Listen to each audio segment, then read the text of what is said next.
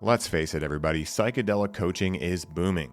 But let's for a second talk about the risks, legal gray areas, and tricky integrations. Now, for me, that's why cannabis has always stood out. It's safe, it's legal, and one of the most versatile tools for transformation available to us today. My Coach with Cannabis certification program will give you everything you need to lead powerful, conscious cannabis experiences for yourself and for your clients. By joining now, you'll position yourself ahead of the curve, mastering a skill set that's about to revolutionize coaching. Are you ready to stand out and grow your practice?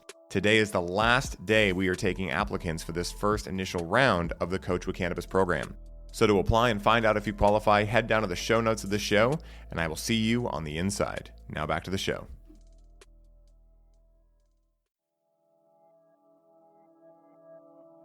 Greetings, my brothers and sisters.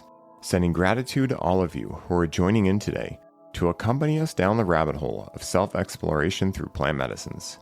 My name is Ryan Sprague, and I'm here to tell you that your frequency is now set and tuned to explore psychedelic medicines and the impact they've made among the countless psychonauts exploring the last true frontier. Buy a ticket and take the ride with me as we get true first-hand accounts of the experiences, benefits, risks, and transformations taking place within the ever-expanding world of psychedelic medicines on This One Time on Psychedelics. Chances are this isn't the first time you're hearing the term Ayurveda. For those of us who identify as spiritual seekers, the world of Ayurveda is already one we hear of often and already practice to some degree in our lives, where my shilajit lover's at. However, I know for me that although I knew a little about Ayurveda, I had long been fascinated with the topic and had wanted to learn more. Well, this week I had the opportunity to sit down with an Ayurvedic expert, and let me tell you that I learned a ton, and so will you on this episode. She has spent countless years not only studying Ayurveda, but also yoga, meditation, energy healing, and various lifestyle tools. And in this episode, we dive into how she has incorporated these modalities together to create something truly remarkable. So, without further ado, please help me in welcoming Ivette Desai to the show. Yvette, I'm so excited to have you here with me today. You know, as I said in the intro, for all of you tuning in, Yvette and I were connected through a mutual friend of ours, Jen Callower, who's in the Conscious Cannabis Collective, my mastermind that you guys all know about, I talk about all the time.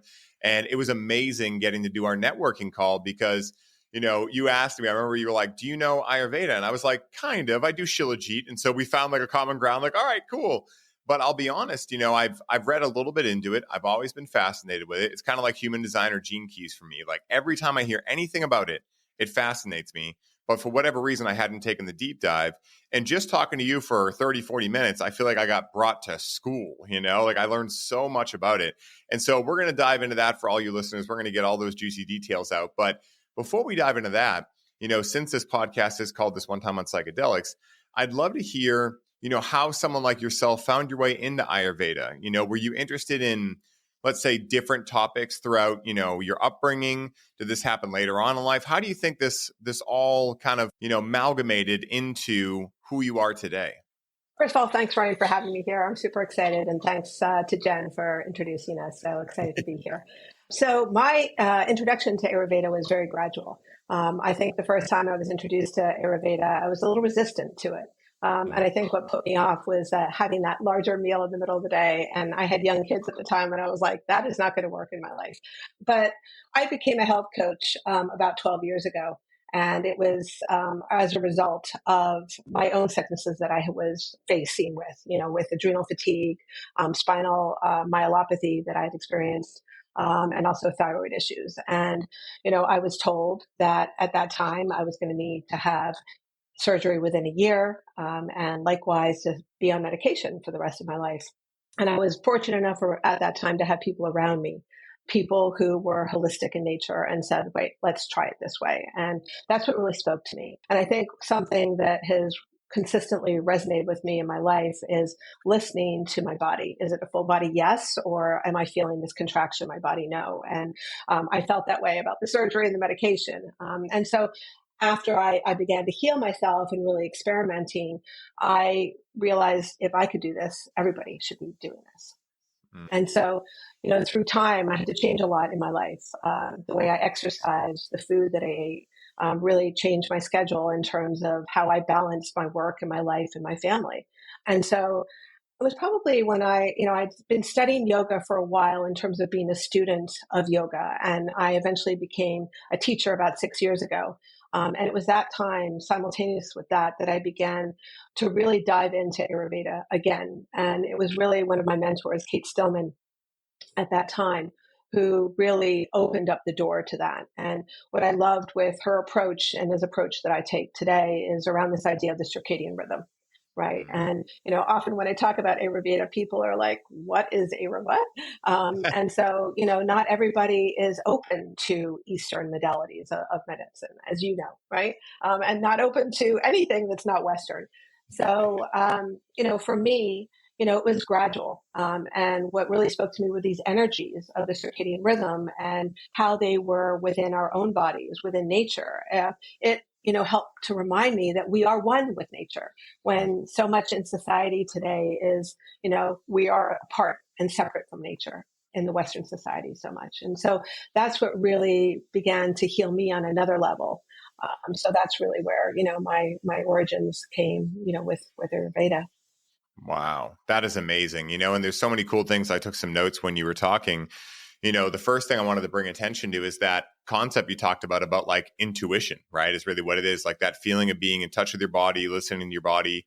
And I feel like, when I think about why I got into psychedelics, why I got into self-development, like why I got into any of these, kind of branches of different theories and different practices, it's ultimately for that goal, right? To just be able to discern my own truth, to not have to take what someone else thinks I should do, or this is the next best tip and trick for gaining muscle, or whatever it is, whatever the goal is.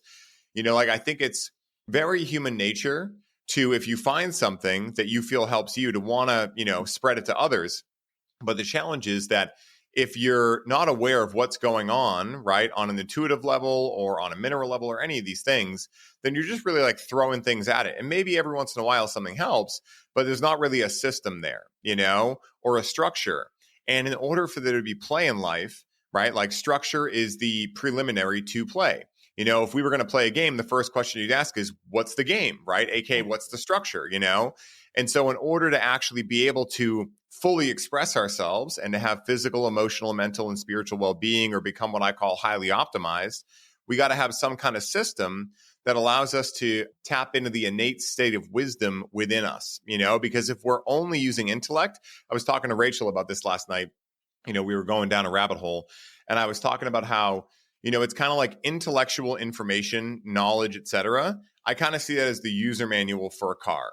Like super important. You definitely want to know about it. You'll learn a lot about a car a lot faster, but it's not the experience of driving the car. The experience of driving the car is why you're reading the manual, not the other way around.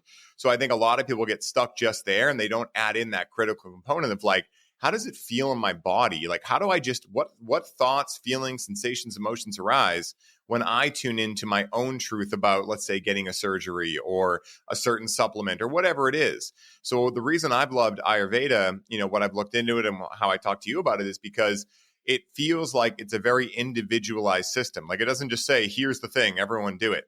It's more like, no, we got to figure out what those things are first for your individual makeup, and then we'll create the structure. And then the rest of life, in theory, can become play of sorts, So I love that. Yeah, absolutely. And, I agree with you. I mean, one of the things I always tell my community and the people that I'm working with is that structure creates evolution, right? Yeah. We can't have, that next step unless we have a basis to jump from. And, so with Ayurveda, we do have that structure. We have the elements, right? The elements of water and air and ether and earth and fire, right? That are within nature, that are within each of us. And we are born with what we call a prakruti, right? Is that combination of elements, and everyone has a different set of them within us, right? And so when we begin to live our life, we begin to develop what we call a vikruti. We become imbalanced, right? Because of the things that are pulling at us from outside. But I also love what you said about we're always looking for that best thing, the best medicine, the best coach, the best book, the best exercise, right? But if we are able to clear through those beliefs right? Those belief systems and those structures and those patterns that we have held on to from our ancestors, from society, right? Then we can understand our true nature, right? And we can delve into that deepest sense of our intuition. And it takes time and it takes trust, right? So one of the things that I really work on with my clients is to be able to, or to coach them, to teach them to listen to their own inner wisdom, that they already have everything within them that they need. Yeah. Right. It's really important to understand. Oh. But so when we have these elements and we understand, like, you understand the seasons change, right? The seasons of our life change, right? And so when we're born into the kapha time of life, the earth and water. So kids, right, from the age of what they're born until their late teens, early 20s, right? Little kids have a lot of mucus and runny noses, right? That is but that's the foundation, right? That's where our strength is built in our life. And then we move into what we call the Pitta time of life, from like our mid-20s to our late 50s, mid-50s.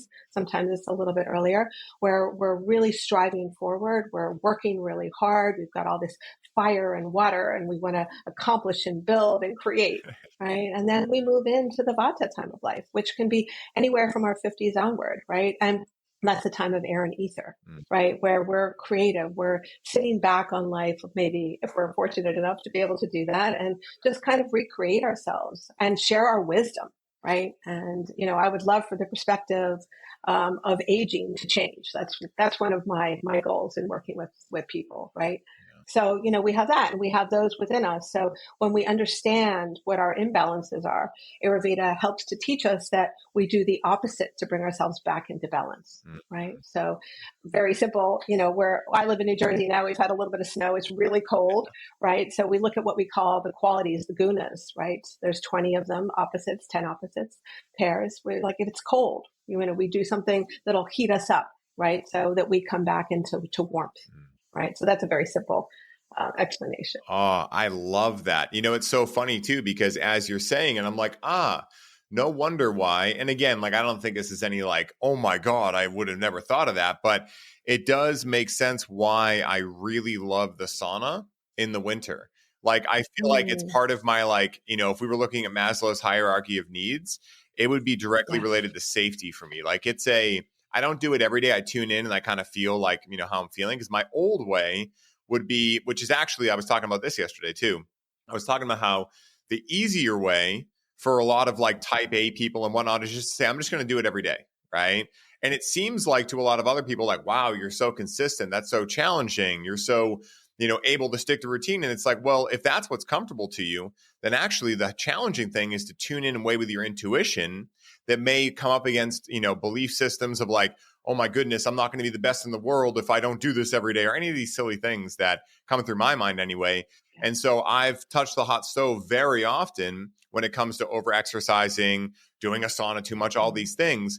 But these days, it feels like I'm much more able to tune into my intuition, which in the winter does lead me to a lot of heavier foods like stews and things like that, and a lot of heat, So it's very interesting you say that. I mean, again, it's not mind-blowing information like, oh my God, Ryan, of course you like cold, like warm in winter, but it is very interesting because on an intuitive level, like I've been really feeling into like, no, like there are a lot of days where I genuinely feel like the most joyous thing I can do is go get in that sauna, So Yeah, absolutely. Absolutely. And, the idea that you're craving stews and soups, right? That is exactly what we need at this time of year, right? We're still in that cold season of Vata, right? So there's air and ether, and, that has this tendency to make us feel ungrounded, a little bit overwhelmed, cold in our bones, right? So we want things that will warm us and things that are easy to digest. So that's soup and stews, right?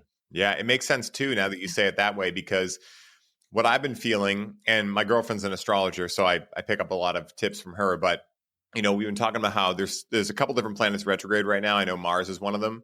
And this winter has felt like the only winter that I've gotten myself to really lean into, like, I just don't want to do anything. Like, I don't want to do anything other than what I really want to do in the moment. And the second I don't want to do it anymore, I'm not going to. And I've been respecting those internal boundaries of myself. And it's been amazing. Like, I'm going to Austin, like I was telling you before we hit record. And there's a part of me that's just so excited to be back home. Like, I don't really want to do anything. And typically I get frustrated with winter because I try to treat it like I would spring, let's say, right? Like just going as fast as I can. And then I leave the winter Yeah, feeling exhausted, which is when I'm supposed to get my recovery. absolutely. So it feels like this is the first year in a long time that I've really like obeyed my own inner boundaries, with regards to what winter in Beautiful. this season represents, which is to me slowing down, Yeah. getting clear, having a lot of time inward and figuring out like what is the trajectory for the next, period of my life, year, however long you want to see it. So it's really cool. Yeah, and I agree with you because so often at this time of the year, right now we're in January, right? January 7th. Yeah. And, this is a time a lot of people are making New Year's resolutions. They're ready to go, on their diet, on their lifestyle change. And really from a yogic and Ayurvedic perspective, it's time to turn inward. It's time to reflect. It's time to nourish. It's time to see what we want to create when the spring comes around, when it is the time to rejuvenate, come out and recreate.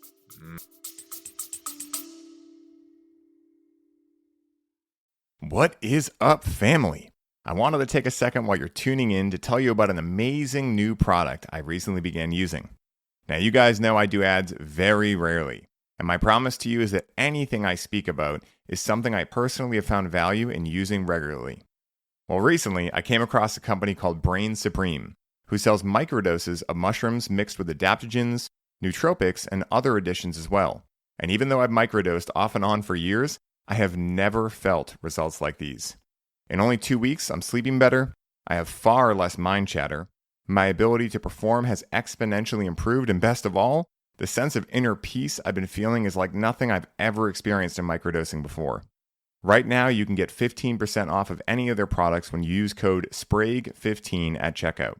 And to find out more about them and grab some for yourself, head down to the show notes for this episode and begin your journey into microdosing today. Now back to the show.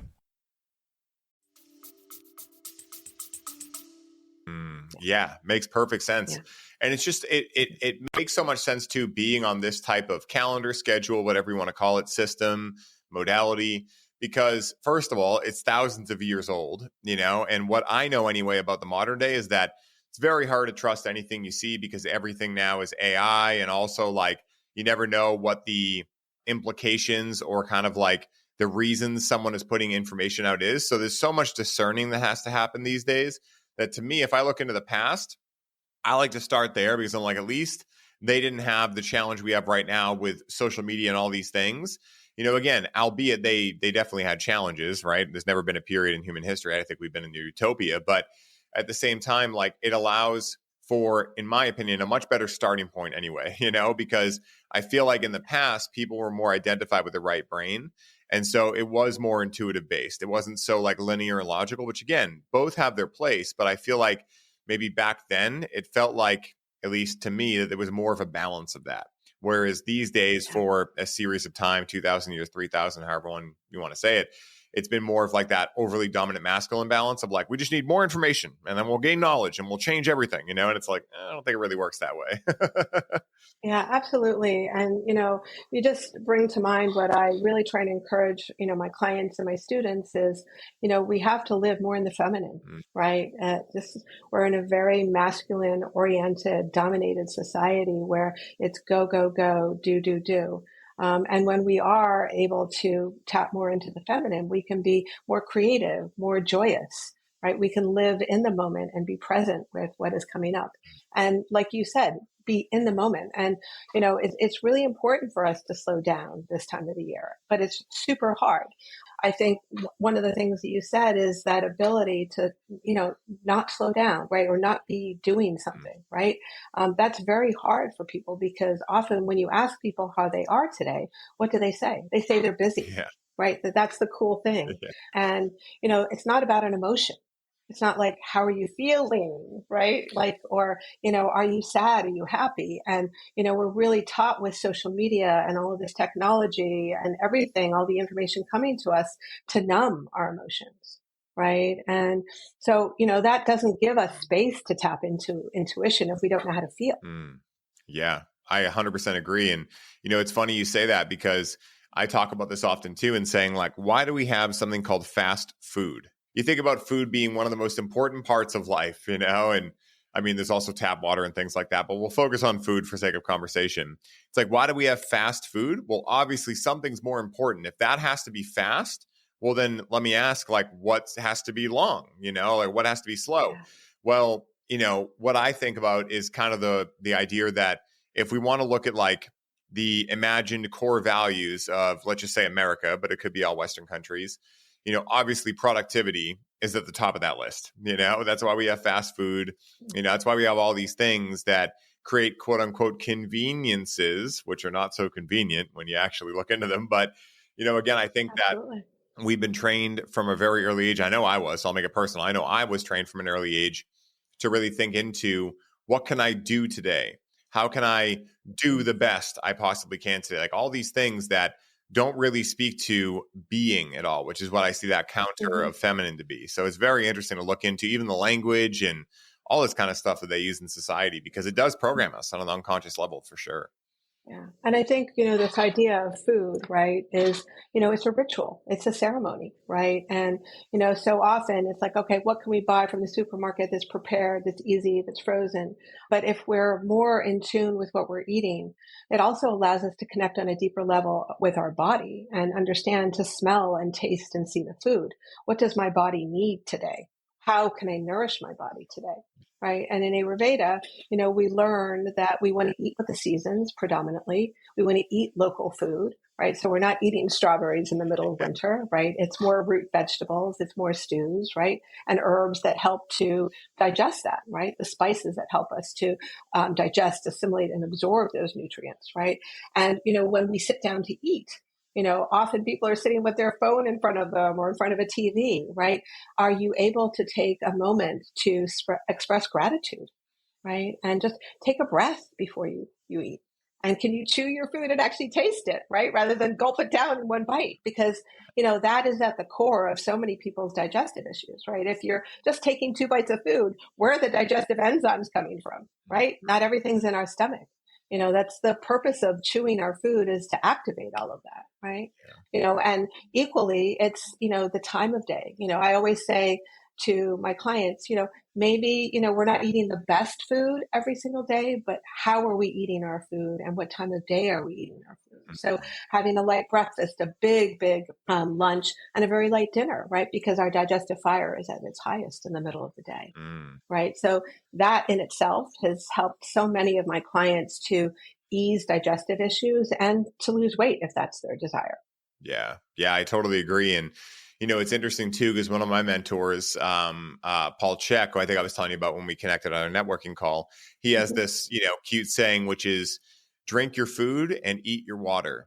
And what he's talking about is like literally chew your food. I think he says about 30 times each bite, which when I first said it, I was like, well, that's going to take so long. And it was like, oh, there's my issue. Right. So, and then for water, he said, really chew it, like get it all around, your mouth. And, I always remember that, because if we think about like the most important things in our life, like moving our body, I guess we'll just stick with the first 4 that are like individual based. Obviously connection with other people is a big part of this too, but moving your physical body, having time in quiet, sleep, whatever, meditation, that kind of stuff, your diet, and then also what you do to feel happy every day. Like, those kind of 4, absolutely. like those kind of 4 things. It's like, those are the things we I'm not going to say should, because I don't like to should all over anyone, but at the same time, like, what we could put a lot of our emphasis into. Because if we put a lot of our emphasis and intention into those 4 areas of our life, if we eat our meals, at least having that gratitude before, and if nothing else, right? If we take that time, even if it's just 30 seconds, to close our eyes and just take some deep breaths. If we, I have a small trampoline in my office. If I take a minute in between calls to jump on that thing, right? Like, we're talking very minimal viable products here. But if we at least take the intention and just be with those things when we do them, that changes so much. Because then, like you said, we can be in tune with like, I ate this food. How do I feel eating it? How do I feel after? Did I actually get energy from this? Do I feel bogged down after I ate? These are the things that most people, when they're very sped up, they don't really have time to think about. They're just like, oh, I'll take an Alka-Seltzer. Oh, I must have an Advil deficiency, because they've been trained to just like, it doesn't matter what happens, just get back to work, just make sure you're productive, make sure you're providing, And as long as you're doing that and you're climbing some ladder, you're a perfect human. That's kind of what society, thinks. Yeah. And I'd like to kind of bring that around because, that is a perspective, like a very strong Western perspective, but we can shift that. We can shift and really understand that if we begin to slow down, we can really focus our energy. So I don't know if you're familiar with Pareto's principle, where 20% of our efforts end up in 80% of our work. And so a lot of times when I'm working with people, it's like, that you cannot keep a consistent hard work effort for 8 hours or 10 hours a day. You ebb and flow, your mind comes in and out, you want to give up, right? But if you can work in 1 to 2 hour blocks, right, and really just, tune in and put on that PETA energy and focus, right, you get everything done that you need to be done. And if you're stuck, moving forward, or you're unmotivated and you can't get started, I always put on like a 2-minute timer and like start the work. And by the end of that 2-minute timer, I'm through that work, right? And I'm ready to, continue that momentum of moving forward. Yeah.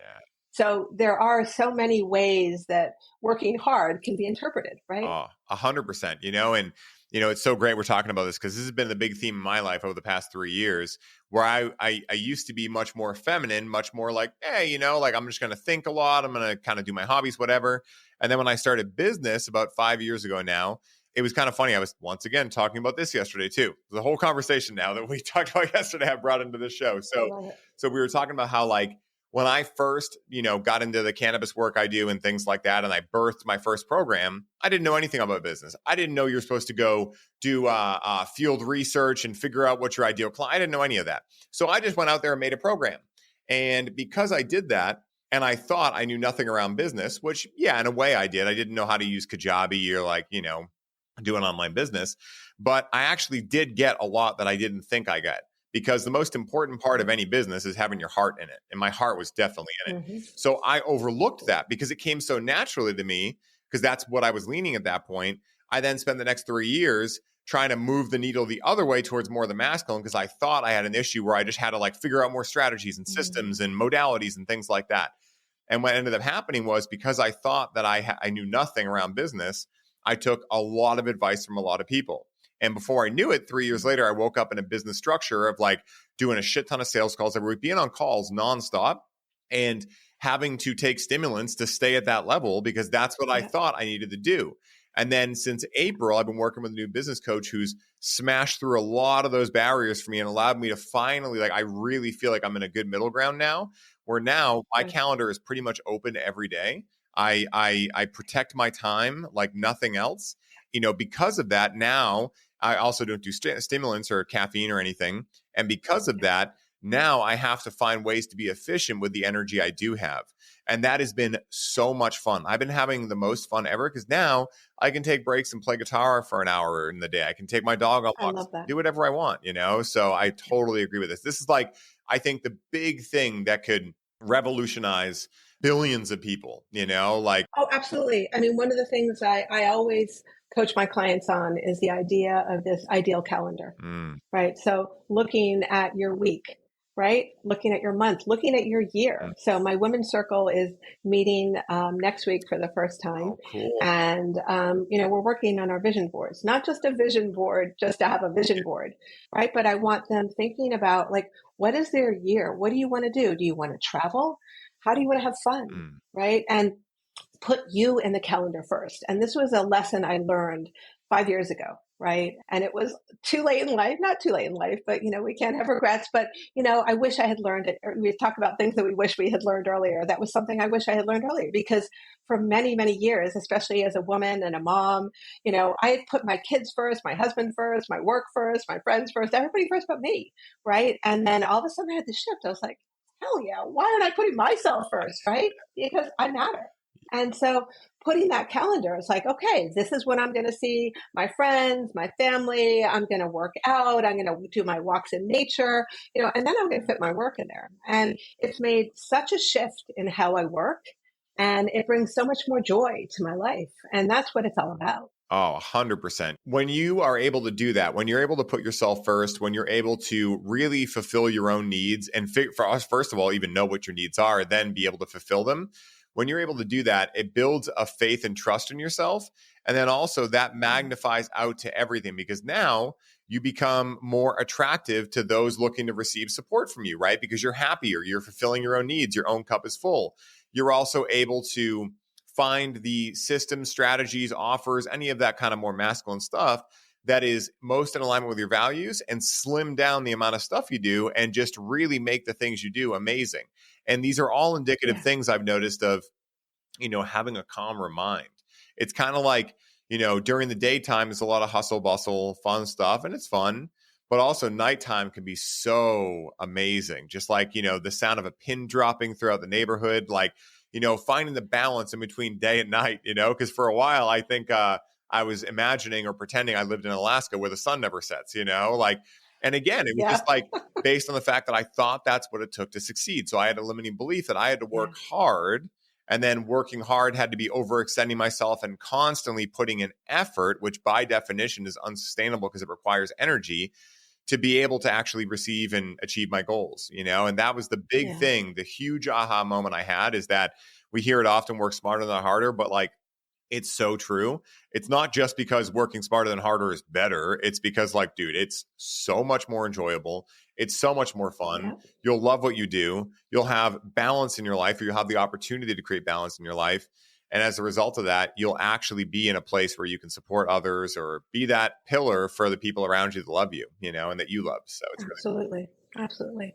And, in that too, I mean, Ayurveda, we were talking about these energies earlier, not only are they existing within us and during the time of the years and time of life, but it's the time of day, right? So, we've got, when we want to use those energies to do the things that we need to get done, we have certain elements that are within nature that can influence how we are, right? Your girlfriend's, an astrologer, she talks about the moon and the sun, and that energy definitely affects how we live and we work, right? So the fire, is in the middle of the day, and that's when we should really be doing our activities that create a lot of focus and concentration and detail orientation. And that's when we should eat our biggest meal, right? Because we can digest it easier because we have the fire, we have the Agni, right? The ability to digest at that time.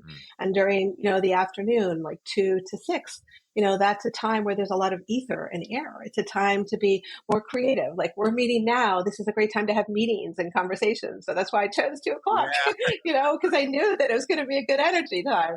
So I don't know when people will be listening to this, but, but it's also a good time to learn, right? To listen to things, right? And then, eventually, in the evening, our energy winds down between 6 and 10. So, you talking about the day meeting the evening, being able to hear that pin drop, right? That's the time where, we should do joyous activities, hobbies, connect with, our loved ones, do some reading, some quiet activities so that we can get ready for, the night, because that sleep is so important. And, it is so easy, like you said, to pretend we're living in Alaska because there's light all the time. And it's, and it doesn't, but, the thing with that is it's not allowing our melatonin to naturally, trigger so that we can begin to feel that sense of sleep and tiredness so that we can ease into sleep rather than fight sleep and try and will ourselves into sleep. Right. So, and then in the middle of the night, what's happening between 10 and 2 is, we are detoxifying our body, regenerating our cells, right? Which is really essential. So if we're missing, that time of sleep, we're robbing ourselves, from that opportunity to rejuvenate ourselves for the next day, right? And then 2 to 6 is in the morning is that time where we're dreamy, right? We can wake up between 5 and 6, that time of Brahma Muhurta, where our intuition is at our highest. Maybe go into meditation or journaling and watch the sunrise, right? And it's for some that sounds like a dream, but some people are getting up that early to work anyway, right? So why not take advantage and look out the window and take a quiet moment? Yeah, I totally agree. It's amazing. Like, so many things started making more sense when I looked more into Ayurveda, because when I was a kid, I've always loved playing guitar since I was like 15. And I would always find that if I tried to play during the day, I could do it, but it didn't feel as flowy. But as soon as as soon as 6 o'clock happened and the sun started setting, in the summer, it's actually a little bit later, usually around 8 o'clock, I would feel it. I don't know if that is accurate, but that's just how I'd feel it. But in the winter, it's usually right around like 6 when the sun's fully down. all of a sudden, all that intuition between 5 and 6 in the morning type thing, it's that, but for music and my hobbies. Like, it's like all of a sudden knots start undoing themselves. I feel like my fingers just flow. I don't really have to think about anything. I can memorize patterns way better. Like, I've always felt like I love playing guitar at night. The challenge was, as a kid, that I liked playing a lot too late. Like, I would play till 2 a.m, So, I had to nip that one in the bud. But these days, playing, like, I usually play right around like 6:30 to like 7:30 or 8, right? And there's like my guitar time. And then after that, Rachel and I will wind down, watch a show or whatever. And, what I've done to kind of counteract, because blue light, obviously at night, like you said, stops production of melatonin, is like, guys, like, for anyone listening going like, oh no, I have to give up my favorite stuff. It's like, what if you didn't have to give it up necessarily, at least not start there? What if you could just get a really good quality of blue blockers? And that way, while you're reintegrating a new nighttime routine, you're at least doing something to counteract the blue light that you're getting from watching a TV or looking at a phone or something like that. So there are like little changes you can make on the full trajectory to like a perfectly, centered circadian rhythm that I feel luckily we have these days. I mean, again, like, they can kind of be thirst traps in a way, because I don't want people to think they can just, stay up all night with blue light blockers and they're fine. But it is definitely a step in the right direction for sure. Yeah. And, what we have to realize is that I think often, and especially from a Western perspective, we feel that we have to jump into extreme change, right? But it's these subtle, small shifts that can have a really big impact. It's just something simple as dimming the lights, maybe initially, right? And, maybe just having a conversation by candlelight rather than with the lights blaring, or, just something very simple, right? And it's the same thing when, we talk about like the simple shift of changing our food, like having something lighter in the evening rather than heavy, right? Maybe it's just initially you're just doing roasted vegetables or a very simple soup. It doesn't have to be complicated. I think we make things so complicated in our mind, at least I do, right? I used to, and I try and bring things back to the simplicity of life, that it doesn't have to be everything at once. I often, I grew up as a perfectionist, right? Everybody in my family was a perfectionist, and, I had to keep that smile on my face and move forward. And, it wasn't serving me. It created a lot of anxiety and angst within me. One of the things I teach my clients is this idea of going for a B minus, right? So that we can make small little shifts each day and we get to the goal eventually, right? But there's no rush, right? I love that concept. I just started reading Tiny Habits. I forget who it's from, but Atomic Habits from James Clear. This is actually so apparently Atomic Habits was written as a result of this other book called Tiny Habits, which this other guy had created, and a bunch of people had mentioned it. And usually when I get a book recommendation like 3 times in a week, I'm like, all right, God, I hear you. I'll read it, So I started reading it today, and it makes a lot of sense because he's saying the same thing. And that's exactly how it's worked for me. Like, I just did this intuitively because I had tried the other side of making the extreme changes. And even if they kind of worked sometimes, like, it was so much stress and so much pressure that it wasn't sustainable as a strategy long term. Absolutely. So what I love about his strategy is he talks about exactly like you were saying. He basically said there's 3 ways to have a habit change. He said the first way is an epiphany, which he said, like, I don't have a crystal ball, neither do you. So good luck waiting on that one. I forget what the second one was. I literally just read it an hour ago. But he said the third one was to create small incremental shifts over time. So like, this is what I always tell my clients. Like, if someone's like going to bed at 2 a.m. and they want to go to bed at 10 and they're like, I'm going to just go to bed at 10 this whole week. I'm like, well, why don't you start at like 1:30, or even like 1:50, just to like literally just to prove to yourself over and over that you can set a goal and fulfill it. And then as you gain more trust in yourself, maybe you naturally feel like you can set a little bit bigger of a goal and it doesn't feel stressful to you. But this whole idea that we need to like, because our minds want that, right? Say if we want to lose weight, our mind's like, I want to lose weight and I want it now. But the body takes time to catch up.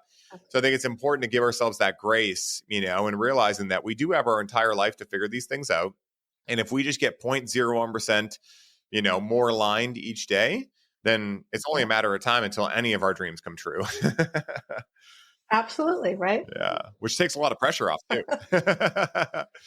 Yeah, because there is so much self-induced pressure, right? When we're going for, A plus, right? And then, that doesn't leave time for anything else in our life. So we rob ourselves of the balance and equilibrium that we really need. Yeah, 100%. And, I'm curious for you, Ivette, just out of a beginner mindset question about Ayurveda, how much of a role does shilajit play in that system? Because the Instagram ads want you to think that it's the backbone of everything Ayurveda related.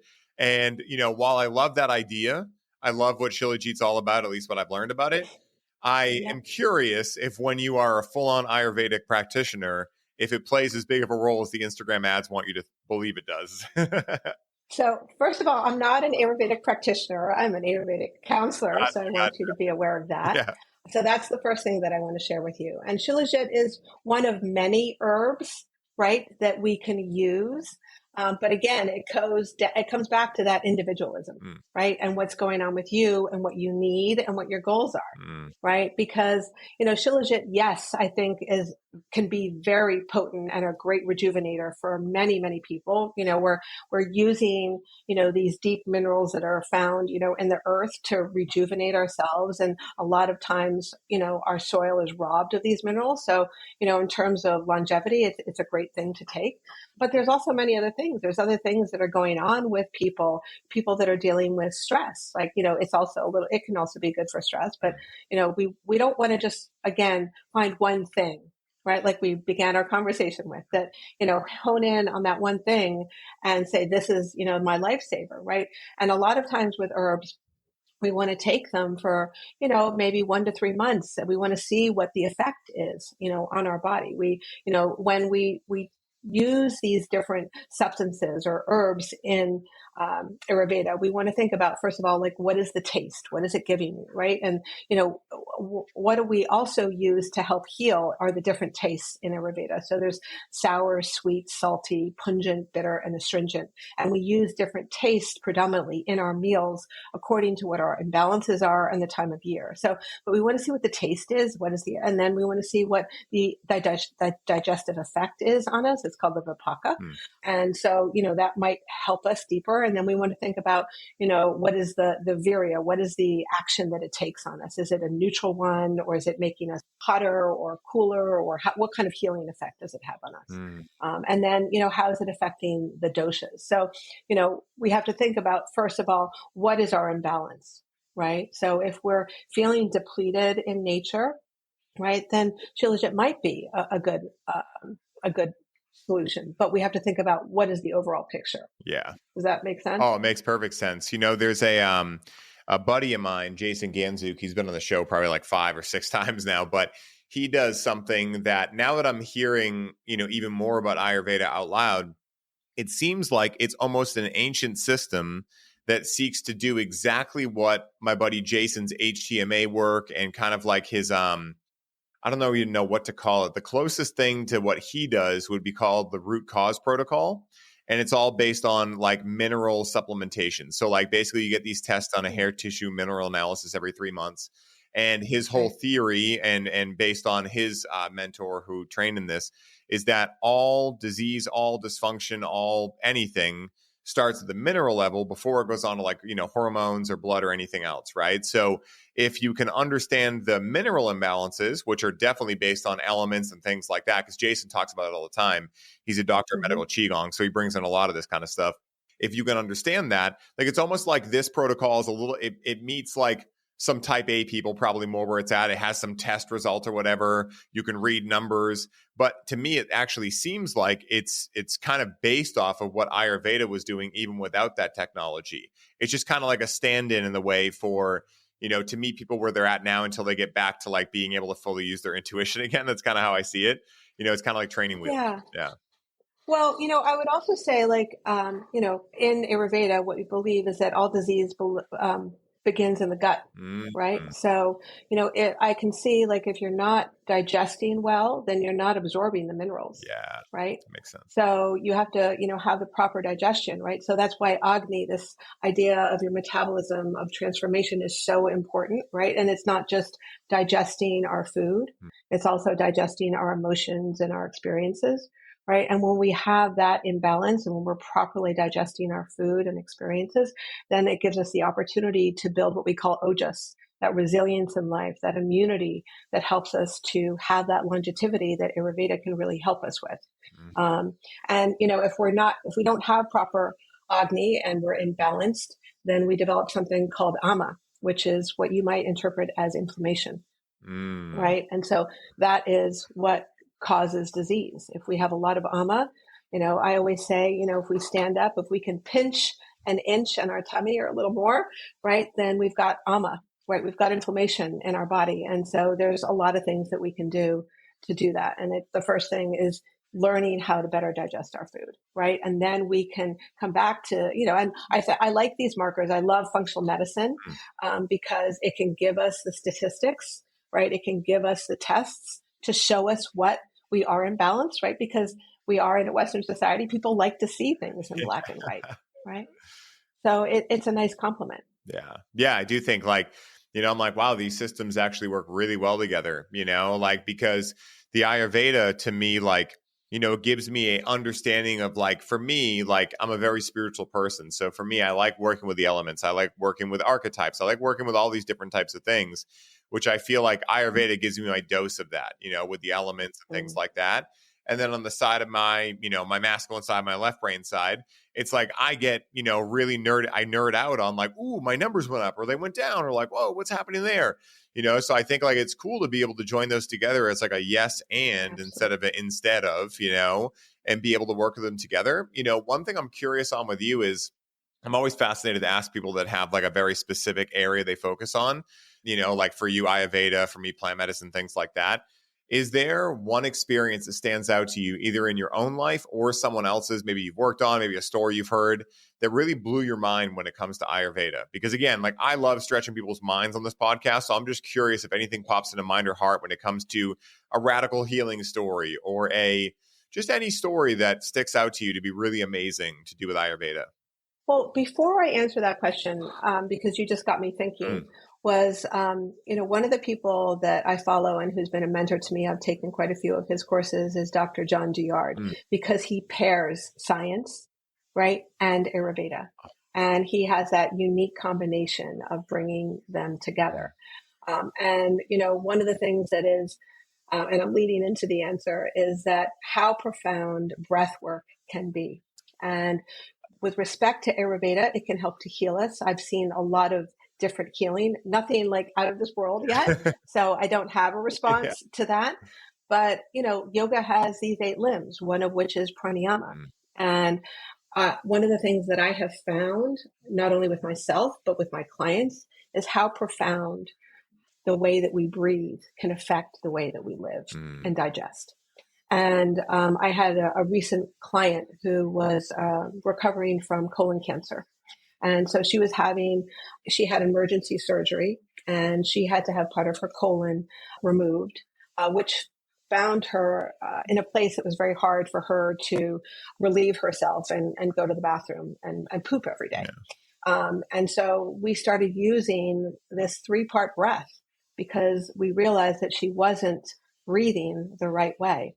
And so she wasn't activating the diaphragm, which activates the digestive system because it allows it to massage, right? And so I know it sounds so simple, right? But the way that we breathe really affects the way that we feel in our body and how our body processes things.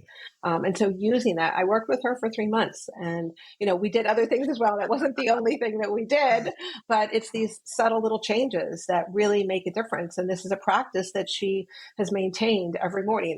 She's in my yoga classes, so I talk to her. And so I know that she's using this. So, things like that can be very profound. And that's why it's just the subtle. It's like I said, changing your meal to the middle of the day. You talk about people who have sleep issues. If you're eating your meal at least 3 hours before you go to bed, it gives you time to digest that food so that your body can properly process, rejuvenate, detoxify what it needs to do during the middle of the night and assimilate those nutrients, right? And you can really find deep sleep. And I'm into monitoring things. I don't wear an Apple Watch. I wear a Garmin watch. And I like to watch my sleep. I'm really obsessed with my sleep because for a few years, I had a really tough time sleeping.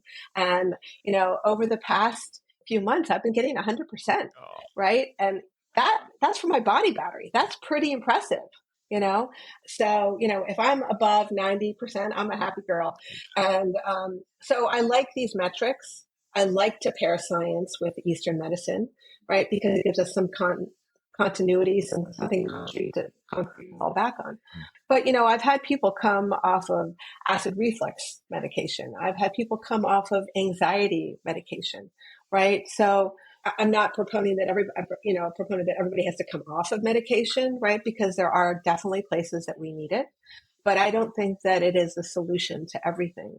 I think there are many things that we can do through lifestyle, through food, through herbs, through spices, right?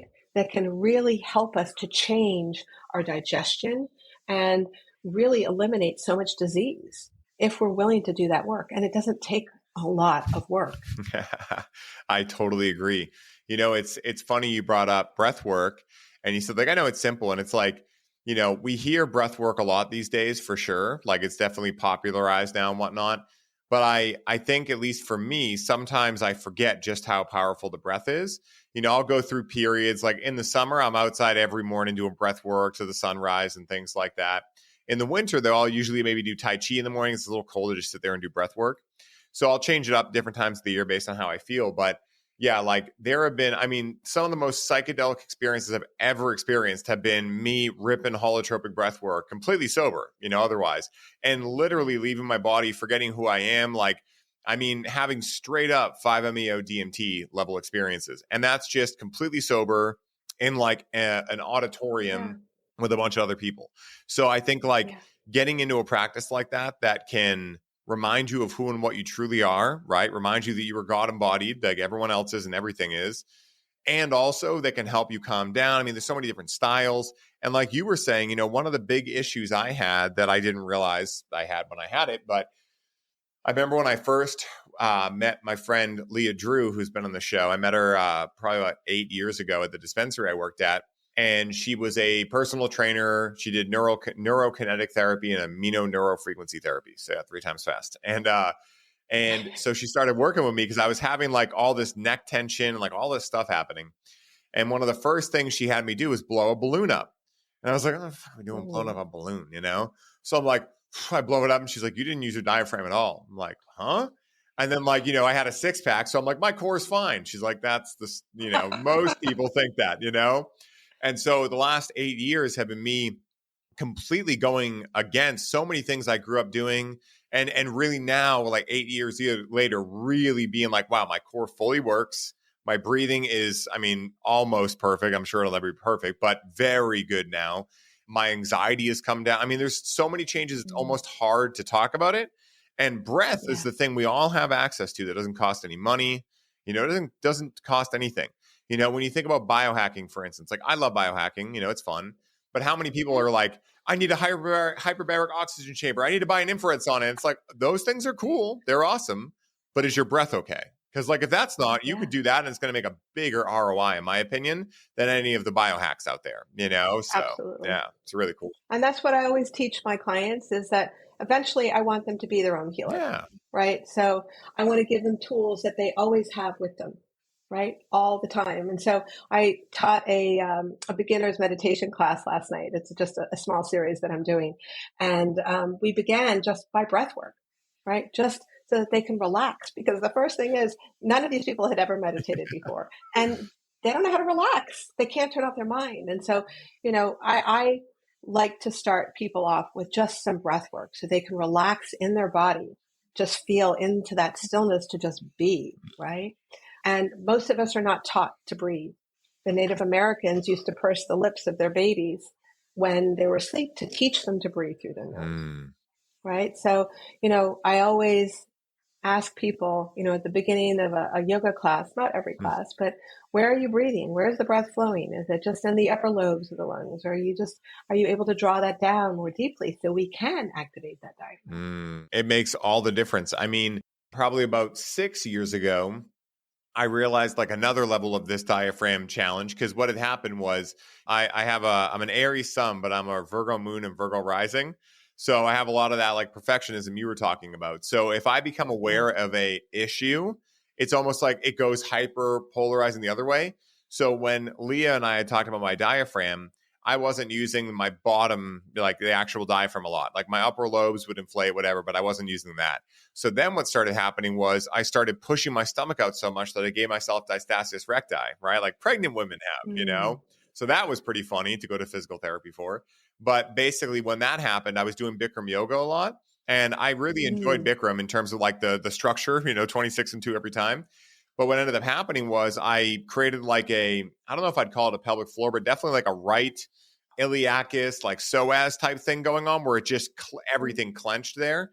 And so the last couple of years, I've really opened back up that side and leveled it out. But yeah, like that was all breathing mechanics, and my mindset. My mindset had a big part to do with it, focusing way too much on each individual part instead of the big thing inflating together. But yeah, it was a complete 180, and how my body feels. It's wild.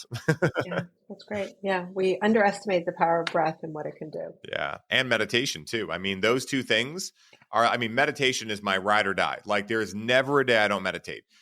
It's a non-negotiable. Even like I told myself, like even on a day where you think you don't have time, 30 seconds, you always got time. Like that's like, think about tiny habits. That's that's my new way of creating any goal is like, let's say I want to play guitar more or I want to meditate more. It's like, okay, with the guitar, I tell myself you have to play for 1 minute a day.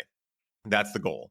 That way I can never tell myself, because I realized my biggest thing was I'd create these big goals for like an hour or whatever. And then when I didn't have the time, I'd be like, well, I shouldn't even open the guitar up. I don't have an hour. So I realized that early on. So now with meditation, with breath work, the only thing it doesn't really work good for is the sauna. You can't really go in a sauna for a minute, doesn't really do anything. True. But other than that, like with these things, since I started doing that, the funniest thing is I usually meditate and do breath work and all these things way longer than I did when I had the goals there, because I don't have the pressure anymore, So that's been a big tiny habit I picked up with regards to breath work and meditation. It's been a game changer for sure. Beautiful. Ivette, this has been amazing. I'm so excited to have you back on to keep riffing. And I want to make sure that, before we wrap up here, I give you an ample opportunity to tell the listeners where they can find you, where they can connect with you, maybe any services you currently offer, any things you have coming up. Where can I send the people to find you? And I'll make sure to put it in the show notes too, of course. Oh, I appreciate that very much. Thank you, Ryan. Yeah. So, if you want to have the first contact with me, I wrote a book called Relaunch Your Life Force. Actually, it's 10 years ago now. It was my first journey with health. It's not about Ayurveda, but it has a lot of the components of what I do, encourage people to live in their life without the rhythm. And that's available on Amazon. And I have a women's circle that meets once a month. It's not online, it's in person.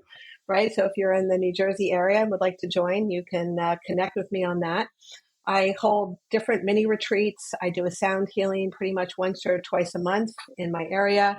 I have a spring cleanse coming up April 4th, and I am co-leading my first mini retreat to the Azores in October. Wow. So super excited about that. And I have a couple spots open for 2 one-on-one clients. So if you're interested in that, you can come and meet me there. And I have a Healthy Habits group on Facebook.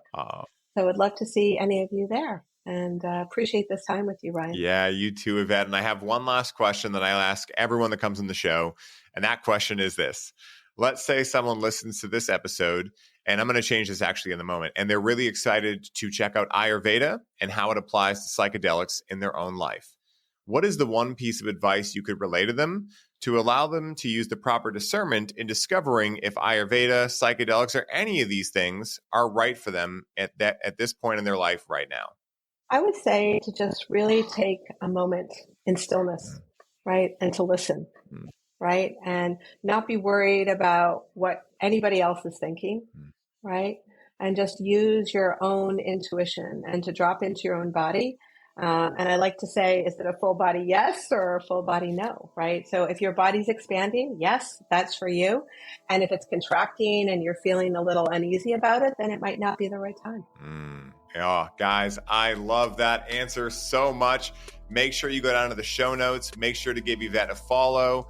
Make sure to check out her stuff. And if you're local to New Jersey, definitely take her offer seriously and reach out to her. She's doing amazing work. Like I said, way back in the intro, and like we talked about quickly, I got connected to her through a very dear friend of mine who spoke extremely highly of Ivette.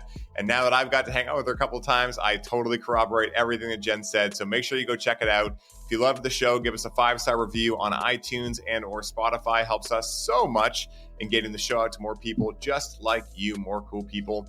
So wherever you guys are in the world, I hope you're all having the best day ever. And as always, may the source be with you. Peace for now.